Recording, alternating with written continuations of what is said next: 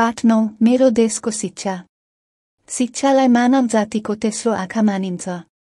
यसलाई हाम्रो भित्री हृदयको नयन पनि भनिन्छ। यो हाम्रा बाहिरी आँखा अथवा चर्मचक्षुभन्दा पृथक, महान र तेजवान छ। हामीसँग भएको यही ज्ञान चक्षुबाट हामीले शिक्षा आर्जन गर्छौं, अर्थात् कुनै कुरा सुन्छौं र सिक्छौं। समाज र प्रकृति मार्फत सैद्धान्तिक र व्यावहारिक ज्ञान निरन्तर आर्जन गरिरहन्छौं। प्रकृति, संस्कृति र सभ्यताका दृष्टिले सृष्टिको उषाकालदेखि सुसम्पन्न मेरो देश आज शिक्षाका दृष्टिले समेत प्रगतिपथतर्फ लम्कदो छ। शिक्षाले नै मानवलाई सम्मान, खुशी र सुखपूर्वक जिउने ज्ञान र सिप प्रदान गर्छ। यसले समाज र राष्ट्रमा प्रचलित मान्यता र विश्वासलाई मानवताका आँखाले हेर्ने र तिनका बारे समालोचनात्मक चिन्तन गर्ने सोच प्रदान गर्छ। यसले सकारात्मक र मूल्यवान विषयलाई ग्रहण गर्ने र कतिपय असान्दर्भिक कुराबारे आलोचनात्मक दृष्टि राख्ने चेत प्रदान गर्छ। विज्ञान र सूचना प्रविधि लगायत युग सुहाउँदा जे जति नवीन प्रयोग र मान्यता स्थापित भएका छन्, तिनलाई आत्मसात गर्दै समयानुकूल परिष्कृत गर्दै लैजाने काम शिक्षाले गर्छ। अनादिकालदेखि शिक्षाको उर्वर भूमि रहेको मेरो देशको शिक्षाले युगानुकूलका विशेषता ग्रहण गर्दै यो देशलाई समृद्ध बनाउने दिशामा प्रवृत्त छ। प्राचीन ऋषिमुनिले अनेकौं सभ्यता, संस्कृति, पूर्वीय दर्शन र ज्ञानको ज्योति संसारभर फिंजाए र मेरो देशको शिक्षालाई आलोकित गरे। वेदव्यासमा ज्ञानको स्फुरण यहाँ भयो र उनले 18 पुराणको रचना गरे। राजा जनकको दरबारमा याज्ञवल्क्य, गार्गी, मैत्रेयी जस्ता विद्वान विदुषीले शास्त्रार्थ गरेर जीवन र जगतका यथार्थ र रहस्यका पाटा उजागर गरे। ज्ञानको तिर्खाले आकुल व्याकुल भएर घर परिवार त्यागेका सिद्धार्थ गौतमले बुद्धत्व प्राप्त गरे।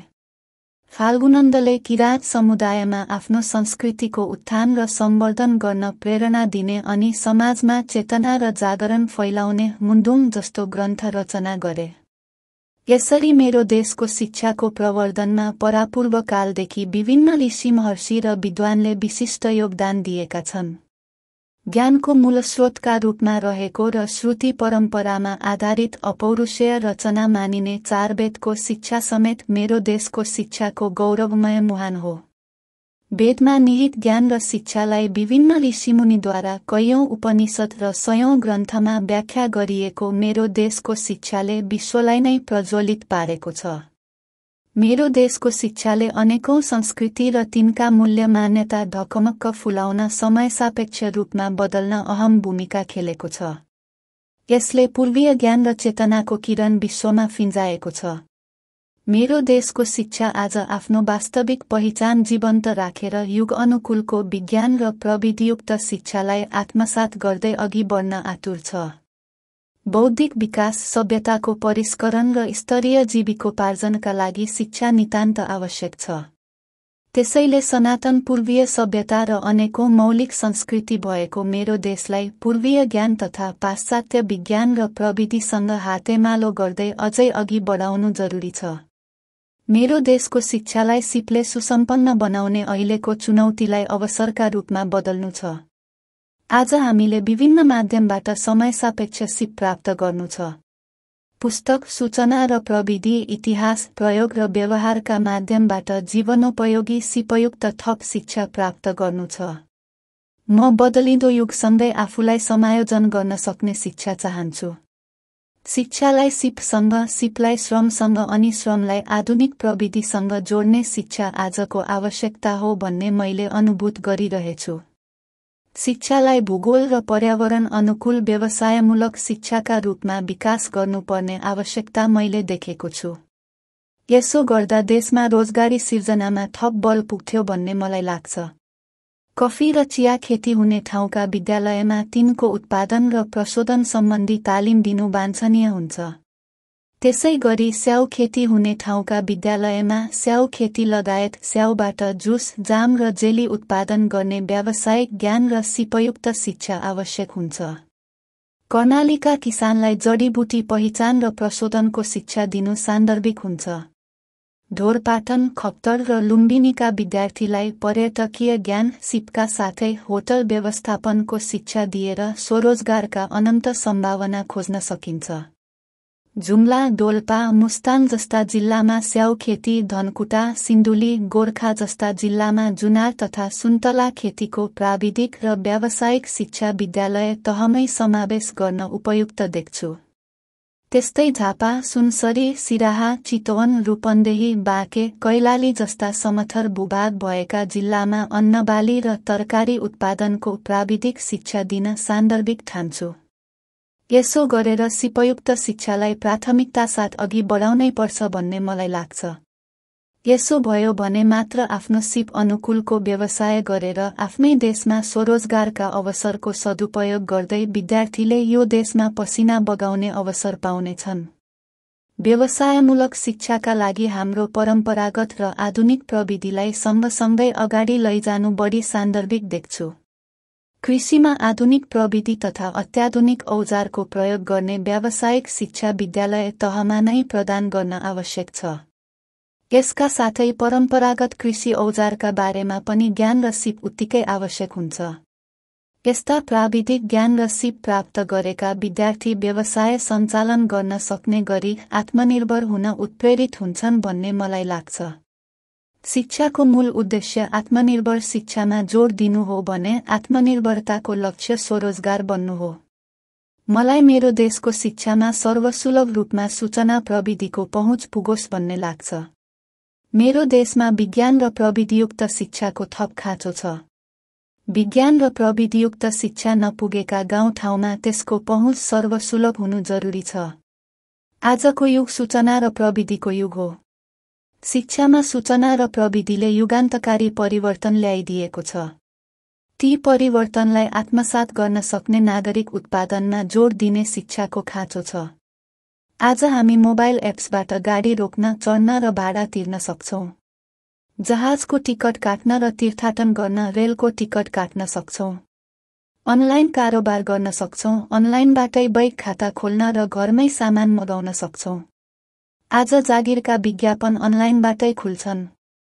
व्यापार व्यवसाय अनलाइनबाटै गरिन्छन्। घरमा उत्पादन गरेका कृषिजन्य वस्तु अनलाइनबाटै बजारीकरण गरी आय वृद्धिमा सघाउ पुर्याउन सकिन्छ। चिठीपत्र विद्युतीय माध्यमबाट प्रेषण गरिन्छ। विश्वभरिको सूचना र जानकारीको अजस्र स्रोत इन्टरनेटभित्रै छ।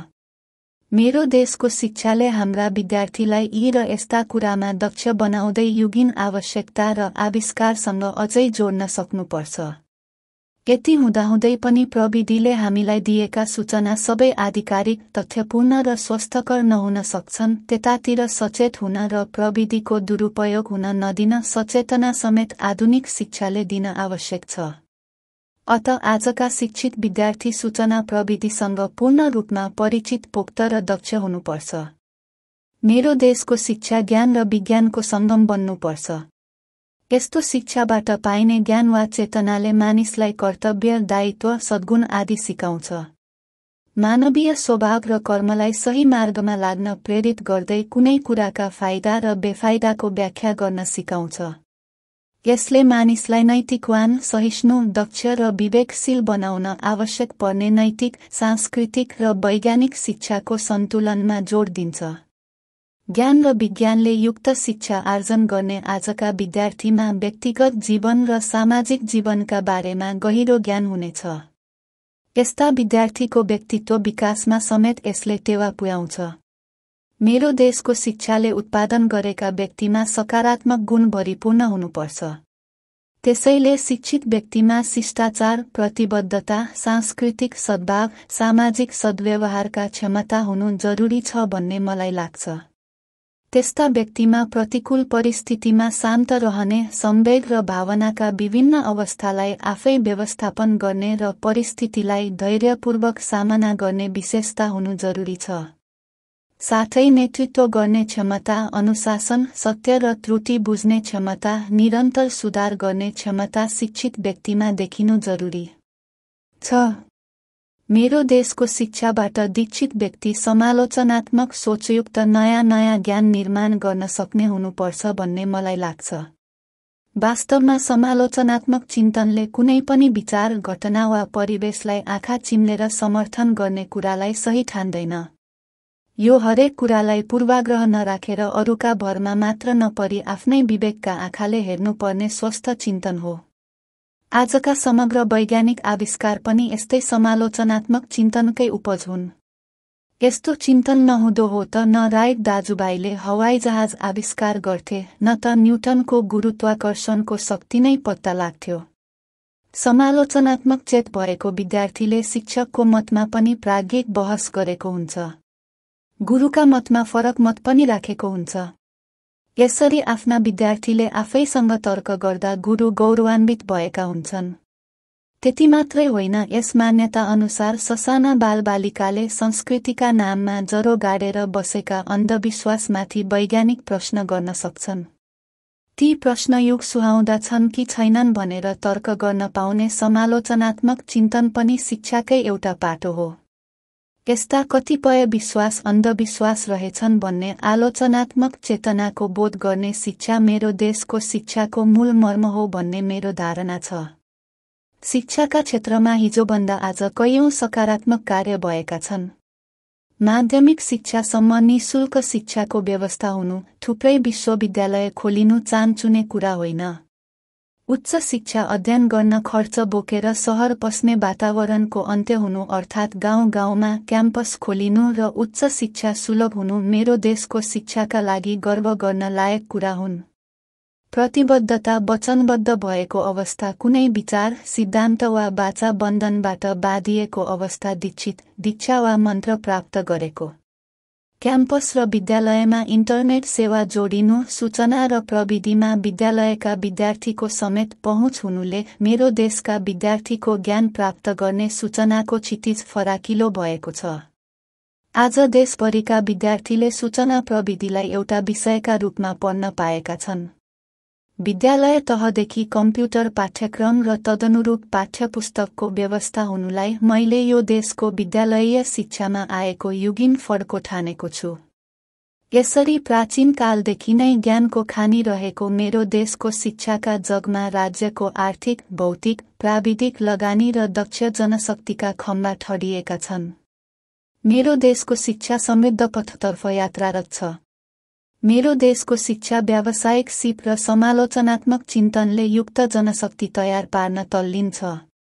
परापूर्व कालदेखि यस पवित्र भूमिमा रहेको ज्ञानलाई आधुनिक विज्ञानसँग हातेमालो गर्दै मेरो देशको शिक्षाले सुन्दर यात्रा गरेकै छ।